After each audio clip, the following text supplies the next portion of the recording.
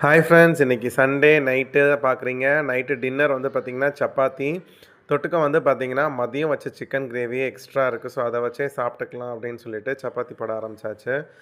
தோசை தான் ஊற்றணும் அப்படின்னு பிளான் பண்ணோம். பசங்க எல்லாம் சப்பாத்தி போடுங்க சப்பாத்தி போடுங்க அப்படின்னாங்க.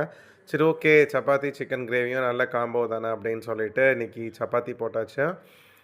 ஞாயிற்றுக்கிழமையான எப்படின்னாலும் நமக்கு மதியம் செஞ்ச சிக்கன் கிரேவி இல்லை மட்டன் குழம்பு, சிக்கன் குழம்பு ஏதாவது ஒன்று இருக்கும்.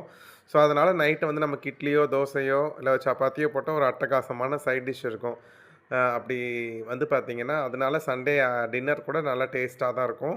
பொதுவாக வந்து அதை நாங்கள் மைண்டில் வச்சுட்டு தான் வந்து மதியமே செய்வோம். ட்ரை ஐட்டம் மோஸ்ட்லி செய்யாமல், இல்லை ட்ரை ஐட்டம் செஞ்சால் கூட கொஞ்சம் சிக்கன் கிரேவியோ சிக்கன் குழம்போ வந்து இல்லை மட்டன் குழம்போ செஞ்சு வச்சுருவோம். நைட்டுக்கு வந்து பார்த்திங்கன்னா அது அட்டகாசமாக இருக்கும். ஏன்னா நம்ம வேலை மெனக்கட்டு நம்ம தோசையோ இல்லை இட்லியோ செய்கிற அன்னைக்கு நம்ம மட்டன் குழம்பு செய்ய முடியாது. ஸோ இதை ஒரு சான்ஸாக யூஸ் பண்ணிக்கலாம் அப்படின்ட்டு தான் எப்போதுமே சண்டே இப்படி தான் பிளான் பண்ணுவோம். நீங்கள் எப்படி பிளான் பண்ணுவீங்க அப்படிங்கிறத சொல்லுங்கள். இன்றைக்கி நைட்டு நீங்கள் என்ன டின்னர் சாப்பிட்டீங்க அப்படிங்கிறத மறக்காமல் கமெண்ட்டில் சொல்லுங்கள் ஃப்ரெண்ட்ஸ். தொடர்ந்து நம்ம சேனலுக்கு நிறைய பேர் சப்போர்ட் பண்ணிட்டு வரீங்க. செட்டாக் சேனல் சப்ஸ்கிரைபர்ஸ் நிறைய பேர் வந்து இதுக்கும் சப்ஸ்கிரைப் பண்ணி நீங்கள் மெனு பிளான் கேட்டவங்கெல்லாம் அந்த வீடியோஸை பார்த்து நீங்கள் சப்போர்ட் பண்ணுறீங்க. ரொம்ப தேங்க்ஸ்.